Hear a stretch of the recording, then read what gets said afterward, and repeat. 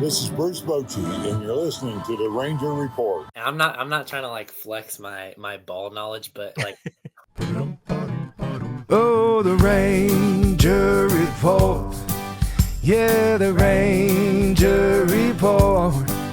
If you want the inside scoop, listen to the Ranger Report. Oh, here we go!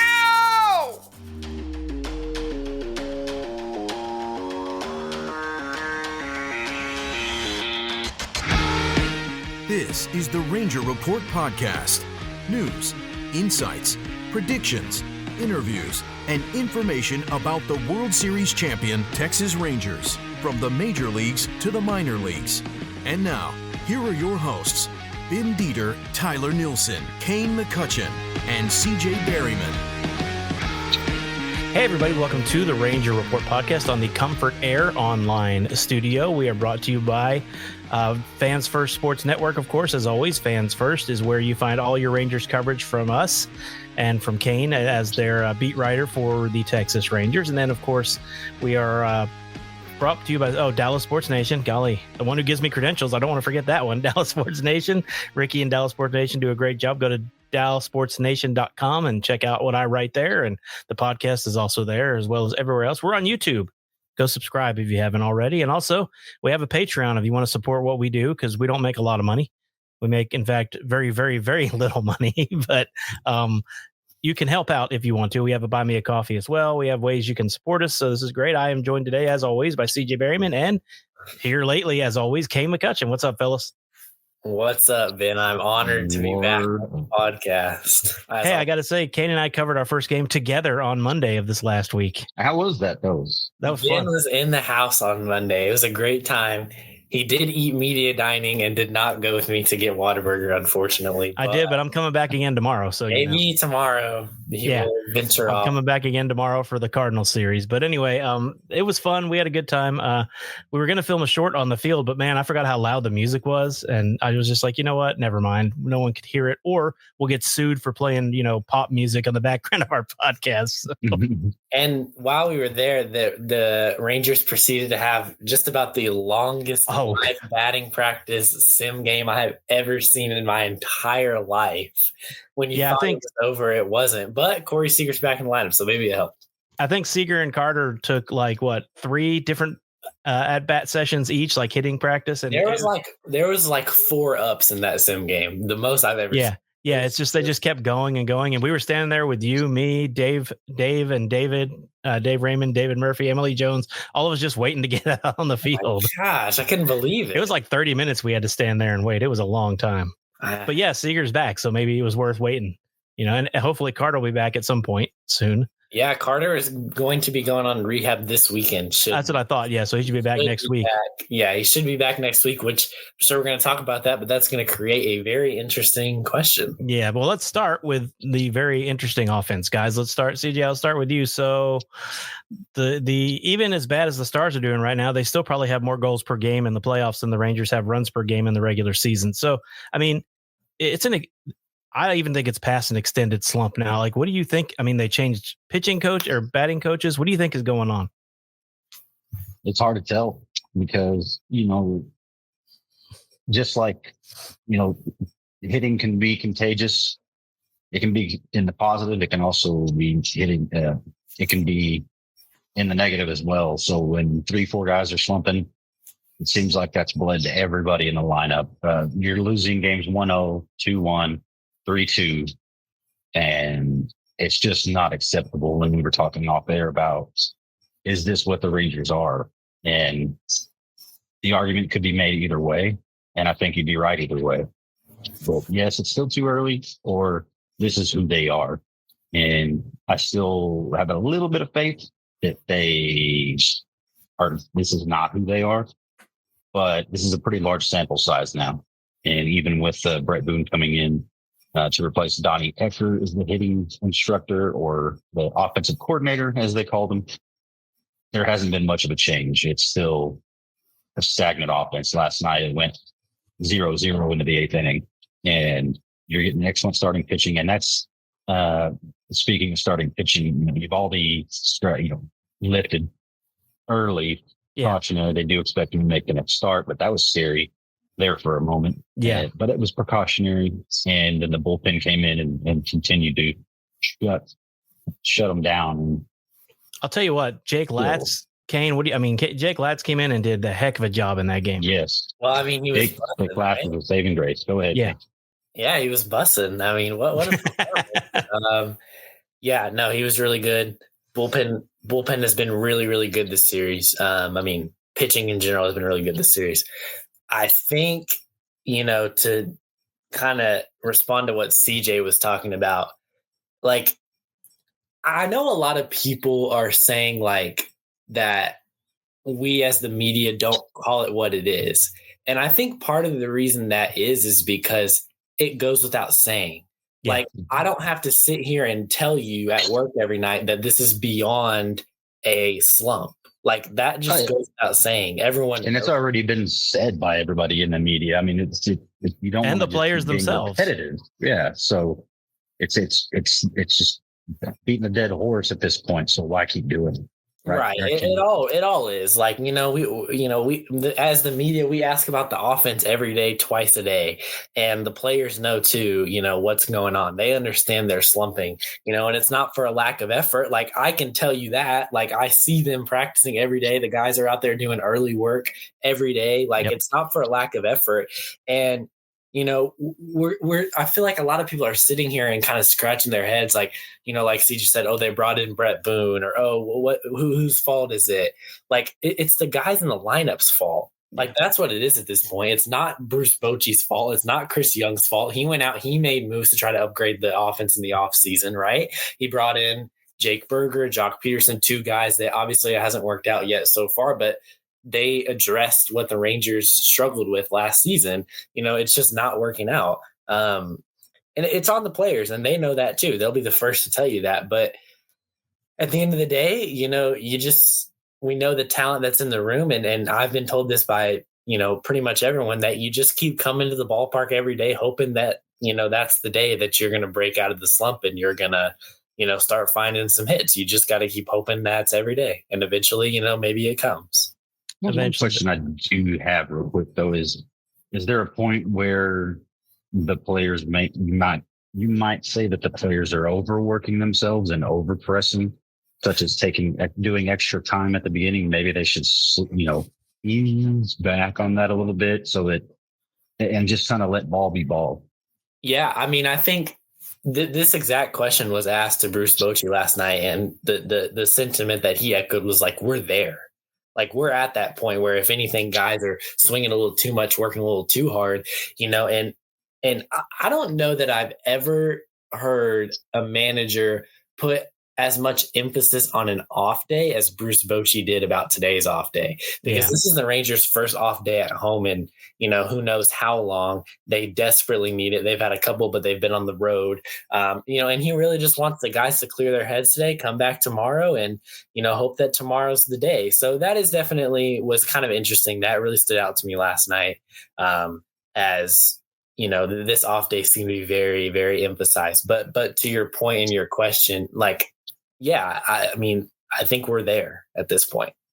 I mean, how many guys in this lineup are an instant out? And I hate to say it, but, Marcus Semien, when he comes up the bat, most likely it's an out. Jock Peterson, before he went down, you knew that was an out when he got up to the plate. Adolis Garcia, like I said on the last episode, if the pitcher dropped the ball, I think he would swing at it. Like, he is swinging wildly at everything right now. No control whatsoever in his swing. You're looking at, he's tried how many leadoff hitters now? Sam Haggerty's looking okay. Josh Smith is looking okay, but nobody's looking great. You know what I mean? Nobody, no one comes up to the plate with two men on. You're like, oh, good, he's up to bat. There's no one you say that about this year. And to me, it's so weird because this lineup should be raking, Yeah, exactly. It definitely should be. And to your point, Ben, there are guys like Semien and Garcia who have been struggling the whole year. Yeah. But then there are also guys like Jonah Heim, Wyatt Langford, Josh Young to a certain extent, although he's doing pretty well. But there are guys like that where, maybe they had good starts to the year, but now they're kind of like slumping a little bit. Jake Berger didn't really do much this series, but he's still doing good since he's been recalled. Yeah. Obviously Corey Seager is just now back in the lineup, but yeah, I mean, there's no one, to your point, that is coming to the plate that you're feeling like they're going to get the job done.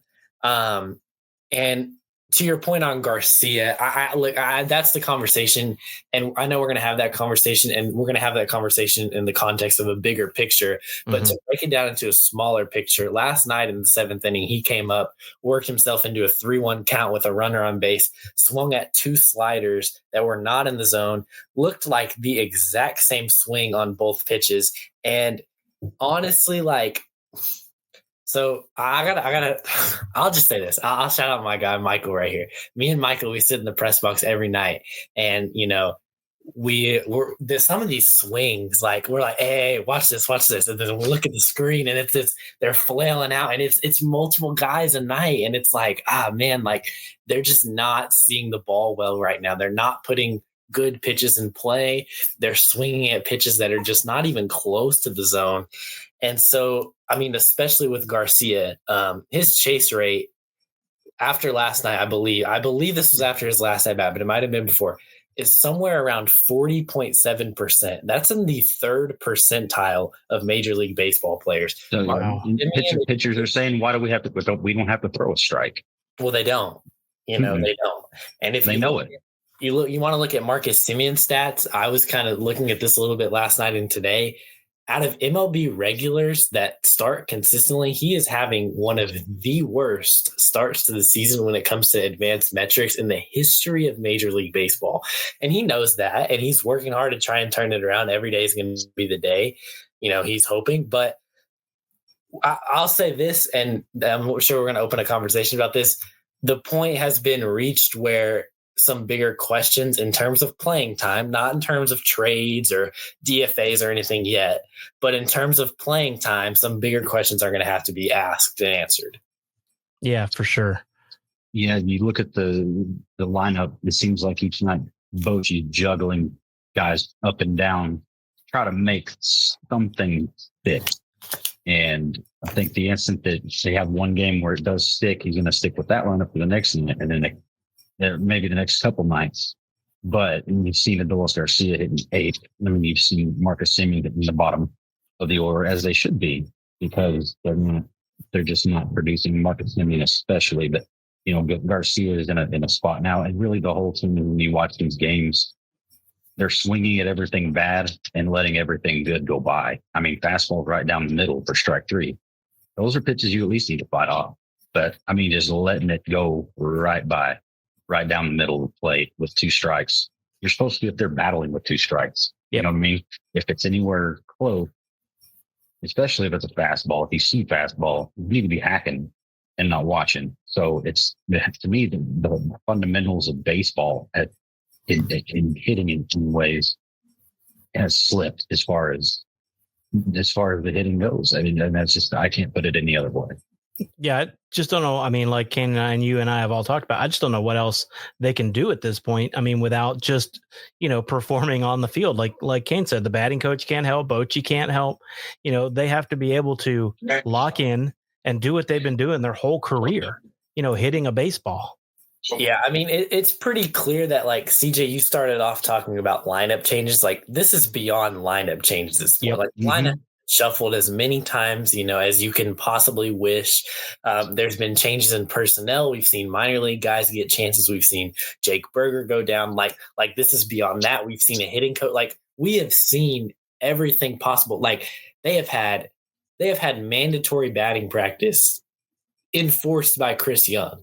They've had countless hitters meetings. They have had countless, special drills out. Like it's beyond all that at this point. Like, it's not like, hey guys, let's all get together and talk about how we need to focus. Like, it's beyond that at this point. It's something else. And, some tough conversations, could be about to be had, because you look at Evan Carter's about to come back off the IL. Your team is at full strength. And, with the 3 guys, Carter, Ozuna, and Langford, like, those guys don't DH, right? Like, you're not putting those guys at a DH spot. They need to be in the field. Right. And so then you look at, okay, well, who's the odd man out of the outfield? Well, right now it's Garcia. What's keeping him in the lineup right now? His defense. Yep. Take that away from him, and what's keeping him in the lineup? So, I mean, that's going to be a tough conversation to have to be had. Marcus Semien, you look at when Evan Carter comes back, you've got to find Josh Smith somewhere to play. I think Josh Smith would step into the DH role like consistently, but you don't want to lose that glove. I would highly doubt the Rangers want to lose that glove no matter where it is. So then you look at that and then you're like, okay, well, he needs somewhere to play. And it's like, what do you do at the DH role? I mean, I'm sure Semien and Garcia, are probably going to get some time there as well as in the field, but, it's not to the point where an auto penciling in Semien and Garcia's name in the lineup every day like it is now. It's past that point. Yeah, and that's why, again, he tried the lineup change. He moved Semien way down in the lineup. He moved Seager. He's put everybody in different spots. And again, every time someone comes off the L or comes up, they seem to have a game or two. I mean, when Evan Carter came back, they had a winning streak. When Ozuna came up, look at the way he's hitting. Like, he's sort of put a spark in this offense. He's getting on base, pretty much 75% of the time right now, or 60% of the time. He's done really well his first few games doing that. Langford was hitting really good. He seems to have cooled off now, but it just seems like whenever they do a change, it works for a day or two and then it goes back to normal. And that's what worries me, is the fact that, without infusing this lineup with new batters that are having good seasons, I don't know how you would improve this offense without, again, them just figuring it out. And you would think, there aren't a lot of rookies out there, on the team right now doing this. There are, Ozuna, Wyatt Langford's still pretty young, Evan Carter's still pretty young, but the rest of them have been there and done that. And just, especially Semien. Semien worries me more than anybody else, because he seems like his bat speed, I don't know if it's slowed down, but it seems like slow. It seems like he's not confused. That's not the right word to say, but it seems like he's not confident at all when he steps up to the plate. No, it doesn't. And again, his bat swing looks slow. I don't know if he's switched to a lighter bat or what. I don't know what the cure for that is. To be honest, I have no idea. And speaking of Ozuna, that's a guy you didn't want to see this year at all. No. So you do see him, and he comes up, and he's the one hitter in the lineup that's actually putting together solid at bats and talking about pitch selection. Yeah, and making the pitcher work. He shouldn't be the best one in the lineup coming right up from the minors and doing that. That tells you how bad this Rangers offense has been, and I just can't put it any other way.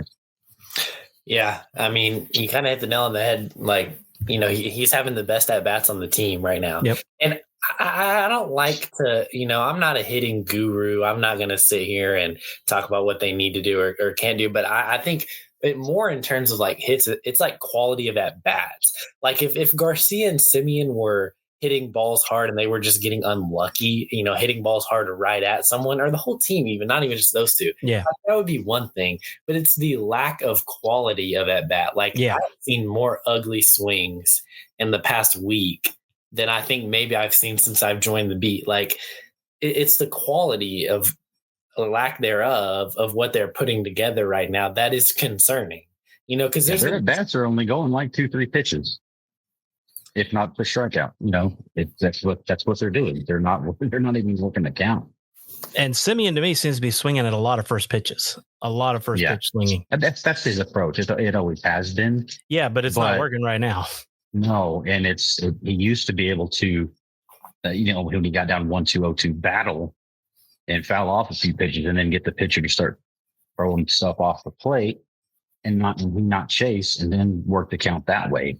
That's kind of been Semien's MO really his whole career, but you're not seeing that at all either. You're just seeing a guy go up there and it's 3 pitches and 3-4 pitches, and he's either out or struck out. And same with Garcia. That's just that's the way it is. You're not even allowing your team to get to the bullpen because you are getting out so fast that you're giving the pitcher a breath, number one, when you come up there to hit, because they feel extremely confident in getting you out. But 2, you're not helping out your teammates either by getting out that quickly. So it's like a microcosm of, I think, spillover from the veteran guys. Yeah. Not having quality at bats, and it's been contagious in a bad way to the rest of the lineup. Well, Kane, I'm sure you remember, but the game I was at with you on Monday, the first inning, you remember how many pitches the Blue Jays pitcher threw? 6. Like 6, yeah. The second inning was 6. And then I made a tweet as a joke that they really worked him in the third inning. He had to throw 11 pitches. So he had 23 pitches through 3 innings of that game. The Rangers saw 23 pitches through 9 batters. I mean, that is not acceptable. I understand. And Bochy even said after the game that their approach wasn't to try to get at him early, but he said he was throwing quality strikes, which he was. Don't get me wrong. His first 12 pitches were all strikes. He didn't throw a ball in the first 2 innings. He threw all strikes the first 2 innings. I got my paper right here. I wrote it down. Yeah. He didn't throw a ball in the first 2 innings, and he only threw 1 ball in the third. So through 22 pitches, he had 21 or 23 pitches. He had 22 strikes and 1 ball. And the Rangers were no hit through the first time through the lineup. I mean, that's just something that is just, again, fundamentally, they just have to figure out how to have better at bats.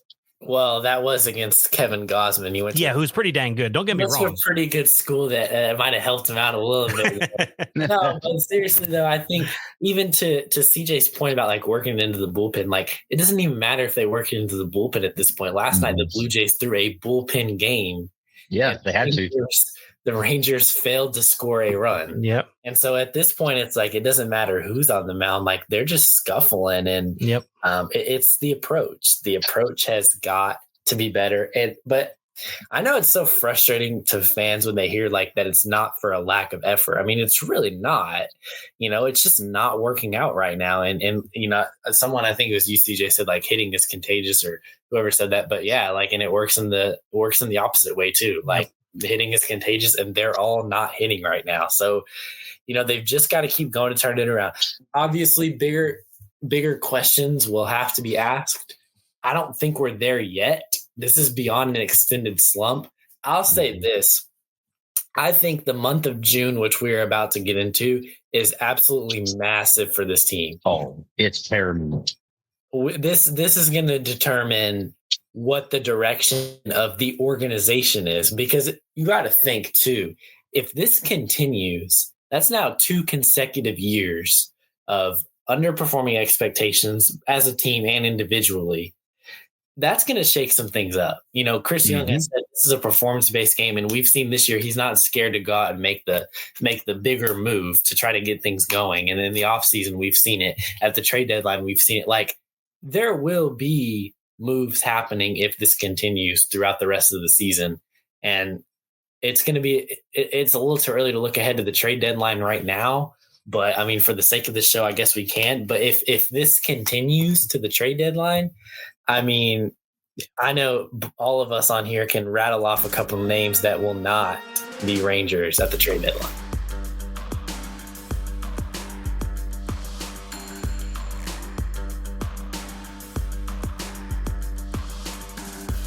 It could be a possibly half the team, a whole new team after the trade deadline this year, if this does not turn around and doesn't turn around quickly. And I'm glad you brought up the month of June, Kane, because this month is paramount. It's going to tell you where you're going to be and what team really what team you are. We already think we have a good idea of what they are right now because it's a big enough sample size. But June, if they can't spin this thing around and start stringing together some wins, you may be looking at a whole different face of the lineup in the field, at least going forward, and the bullpen, because you've got pieces there that you can sell off. So, and John Gray is another one. He's in the last year of his deal. And if he comes back and is healthy and is pitching well, there's a guy you can offload as well. So it's just right now, I can't say it any better than Kane. June is huge as far as answering questions on where to move into July and towards the trade deadline. I don't know if I would say like half the team positionally, because like that was just guesstimation. No, I think there's less. I think there probably is less pieces than people think that will be sold off, but like there's definitely a couple. Like you can think of like you mentioned John Gray. I would mention Tyler Mahle as well as in the final year track. Yeah, certainly Garcia. I don't think a Semien trade happens during the season, but but definitely those three guys. And yeah, bullpen arms. If Chris Martin comes back and stays healthy, then he's certainly up there. But this is not a conversation that the Rangers want to have, and this is not a conversation that they believe that they are going to have. They still believe that they're going to turn it around. And yeah, I mean, June is huge. It's massive, and it's got to be the month where things start to turn around. Yeah, and when you talk to them and you see them, like you said, they believe they're a better team than this. They haven't accepted their fate. They're not like, well, we're just bad now. I mean, look at what the Astros did last year. They had a historically bad start last year, and they won terrible. And they won the division. So I mean, the Rangers can do it. I'm just saying that as media, I cover it, but as a fan, which I am, my hopes are starting to drop. Like, I don't think it's over, but I'm definitely more pessimistic than I was a month ago when I thought, the month of May they're going to turn it around, and then They got back to 500. They got back over 500. Like, here we go. And now they're back to 27 and 30. The thing that gives me hope, guys, is that they're still hovering around the 500 mark, and the AL West is terrible. Those are the two things that give me hope, because the fact that the AL West is bad and they're still hovering within striking distance makes me think that there's still a good chance. And we look at it last year with the Astros' terrible start. What month did we say we're going to know exactly who they are? In the month of June. Yep. We talked about it, and it was about the Astros. We're going to know exactly who they are. And they flipped it around and ended up leading the division and winning the division. And that's what the Rangers are hoping turns around and happens to them too. That's not likely, though. I mean, look at how many times that's happened. And you look across baseball history, how many teams had that bad of a start and then flip it around as quickly as the Astros did. Now, you can argue that are the Rangers as good of a team as the Astros were last year, with the possibility of turning that around? You can have that argument, and I think you could be right either way or wrong either way. The team as it's built is better, but the way it's playing, no. The way it's playing, absolutely not. I mean, so it's just hard to imagine them being able to flip it around and win the division that fast.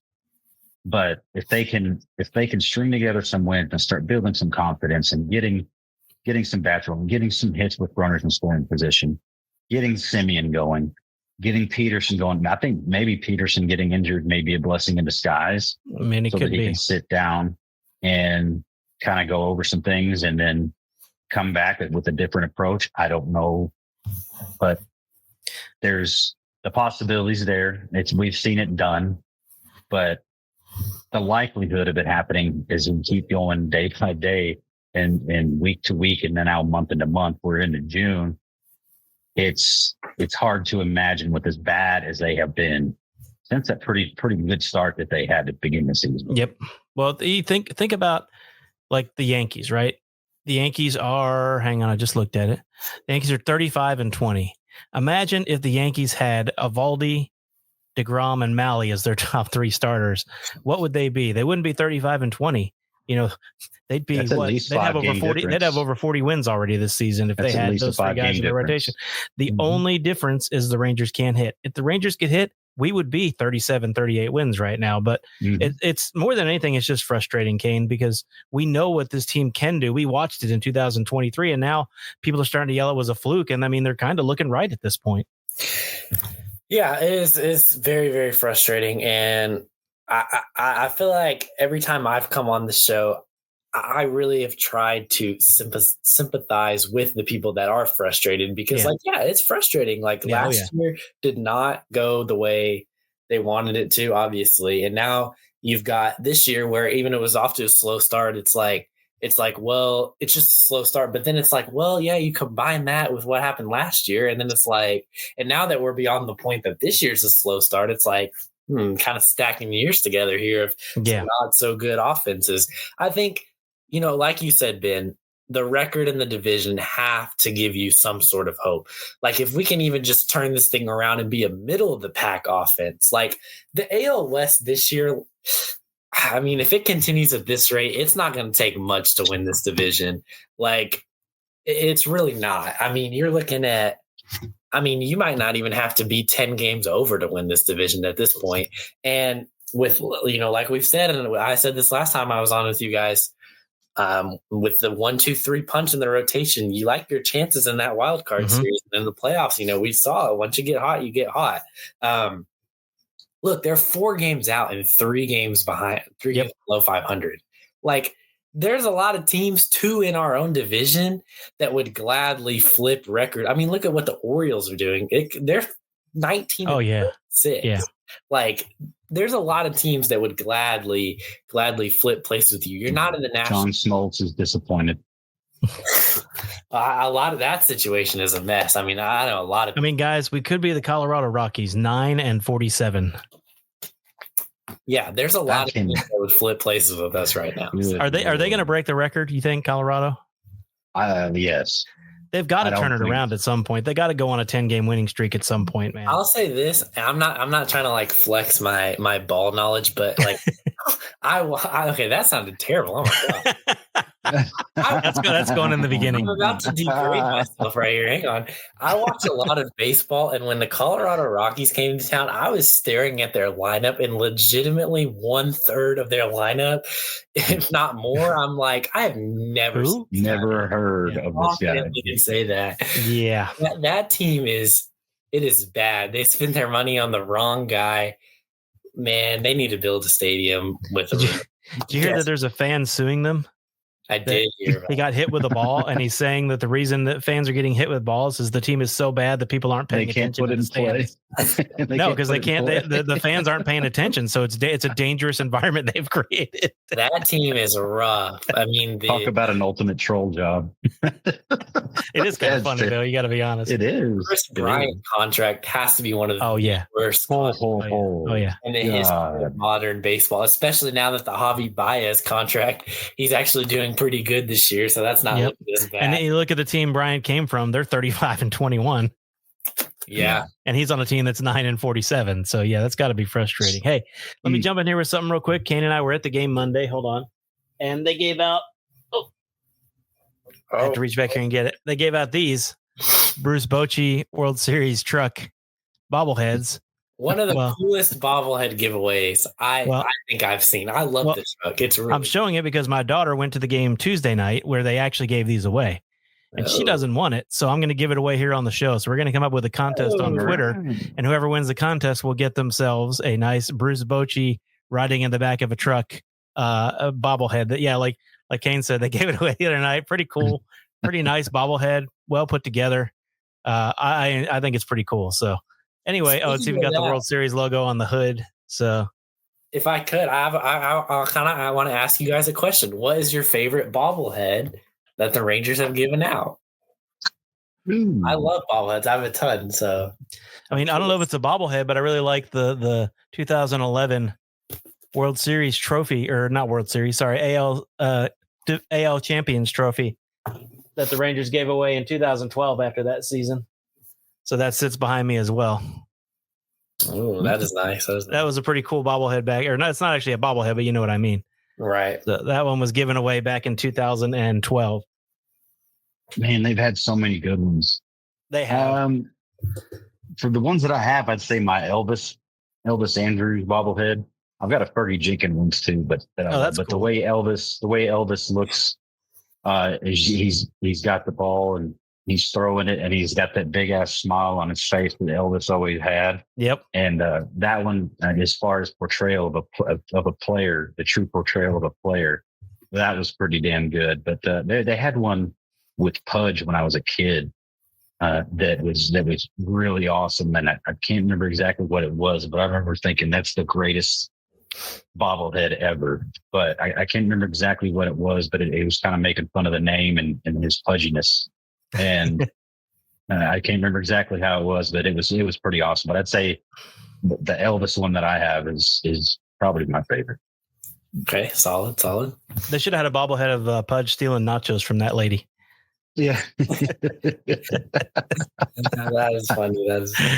All right. Well, let's take a moment and look ahead now. They've got the Cardinals coming in, who are not, I mean, they're not terrible, but they're also not having a fantastic season. They're 32-24, pretty good. They're playing really good. They've won 6 of their last 10. They're getting better and better. So this series, again, I mean, if the Rangers can score, like we've been saying for 2 months, they could take this series. But what are you guys? I mean, they're facing off against Liberatore tonight, who's 3-3 with a 2.73 ERA.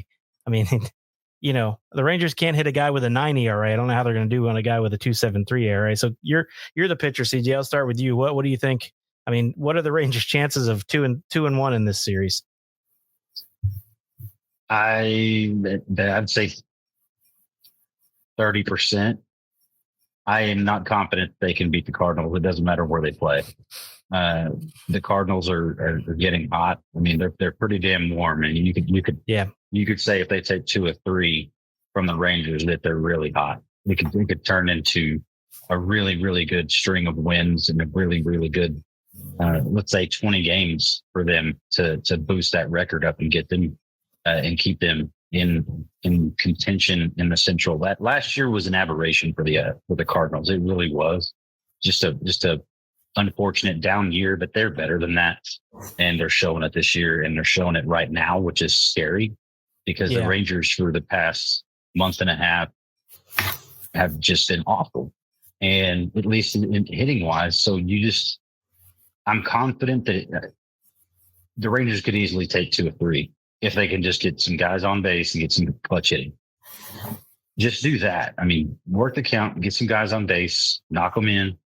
And because you feel very confident in your pitching, holding them to 1, 2, 3, even 4 runs, that should give you an opportunity to win each game.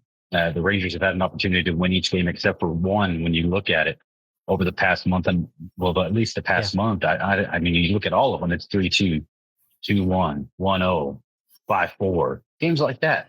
And the opportunities have been there to win and have this thing flipped upside down, and you could easily be one of the best teams in baseball, but that hasn't happened.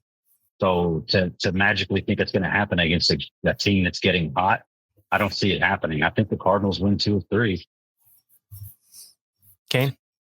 Yeah. I mean, I hate predicting series, obviously. So I know. Yeah, you never know. Ben loves them. This is a really, really good Cardinals team, and honestly might be the surprise of baseball at this point in the year. Yeah. Like in the offseason, we're talking about how are they going to tear it all down, and are they going to trade Nolan Arenado? And they had a trade in place to trade Nolan Arenado, and then he didn't, obviously didn't want to go to the Astros, but like this is a really, really good team. They're getting the pitching. Arenado is, having a really good bounce back year. Yep. Mason Wynn, their shortstop, is one of my favorite players to watch in all of baseball. He is really, really good. They're just getting it from everyone right now. And, I would have to say at this point, they're probably the biggest surprise, and all positive surprise, obviously, because I think the Orioles are probably the biggest surprise in general. But that's hard to believe that somebody would be a bigger disappointment than the Rangers right now. But the Orioles said, "Hold my beer. We'll show you how bad it is." Oh boy. Yeah, because again, they've got a very talented lineup and a good rotation, and they are. I mean, you talk about underperforming. They're making the Rangers look like a World Series team with the way that they're underperforming.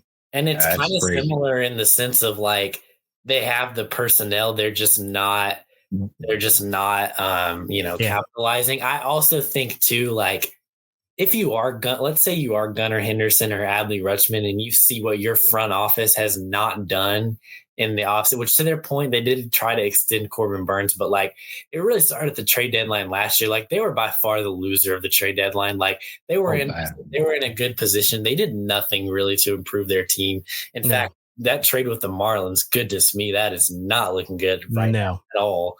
And they didn't really do much in the offseason. I know they tried to extend Corbin Burns, like I said, but like they didn't pivot anywhere. Like, they signed Charlie Morton and Kyle Gibson.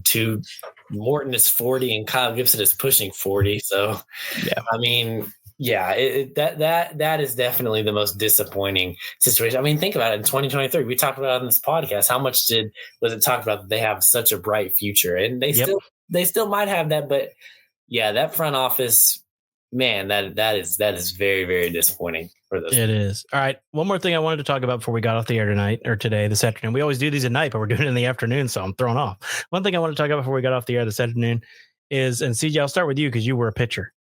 How long can these guys hold out knowing that they're not going to get any run support? Like, when are they going to start over pressing and giving up runs, trying to pitch too perfectly?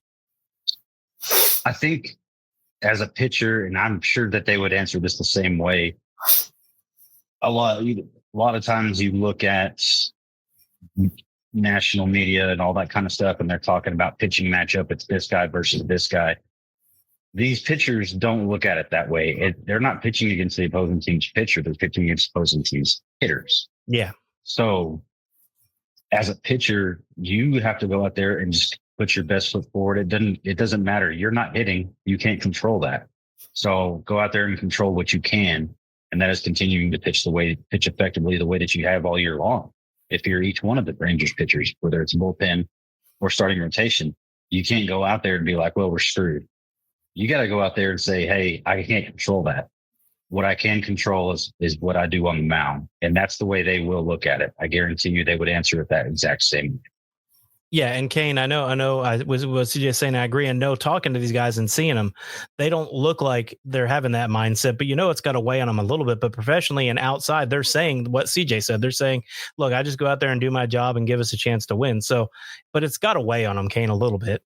Yeah, I mean, it's definitely frustrating. I think, everyone that I've talked to, which is just about everyone in our rotation, says, that they really try to separate offense from defense, right? Like they can control, like Tyler Malley told me last night, he said, I don't know anything about hitting. So like, what am I going to do to try to, fix it? Like they try their best to separate it, and they've done a great job this year. I mean, yeah, I think it does. I mean, to an extent, maybe. I can't really imagine any of these guys like going into a start thinking like, oh, I hope I get run support today. They're focused on what they're trying to do. But yeah, I mean, eventually it starts to, I think maybe in a sense too, maybe that might weigh more on the hitters than the pitchers, because the hitters, I think so.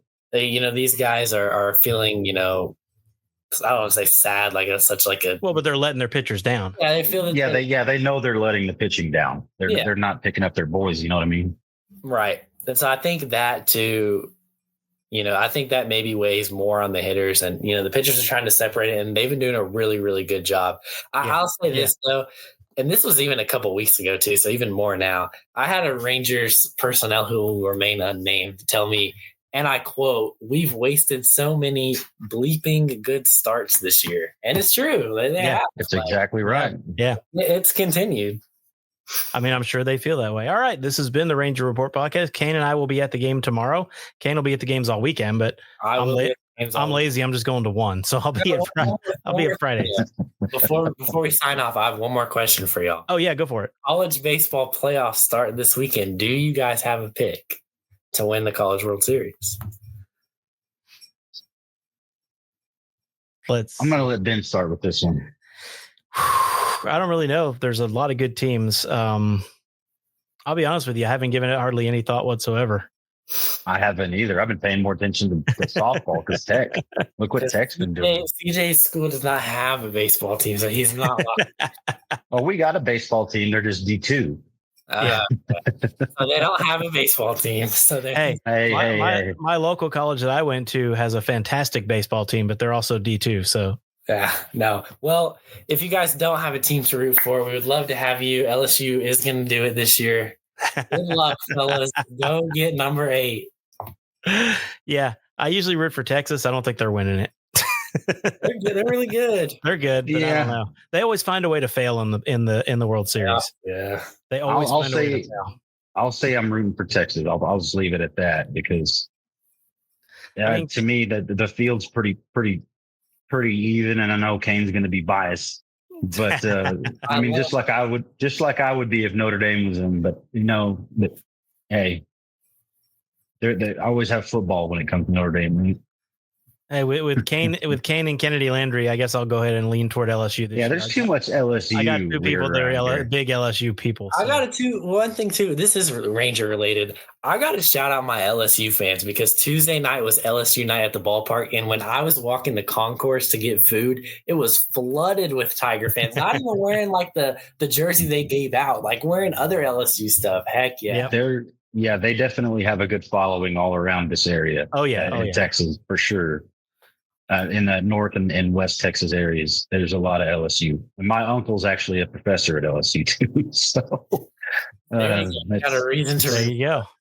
Yeah. All right, be looking on Twitter. I will post what we're going to do to give away that bobblehead, and if you win it, and maybe we'll make a contest. First to win the bobblehead, second and third will win something from the merch store that we have on the Ranger Report. Yeah. So number 1 will win the bobblehead, number 2 and 3 will win something else. So I'll make up a contest. I'll talk to my lawyers, my wife, and I'll see what I can give away, and I'll put together that contest. Ben's got it. Ben's got it. He's got his priorities straight. I do. I got to talk to my lawyer first. So anyway, all right, guys, it was great. Hopefully they turn it around this weekend, but either way, Kane, I will see you tomorrow.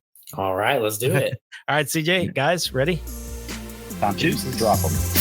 Deuces. Thanks for listening to the Ranger Report podcast. Find us on Twitter, Facebook, and at therangerreport.com.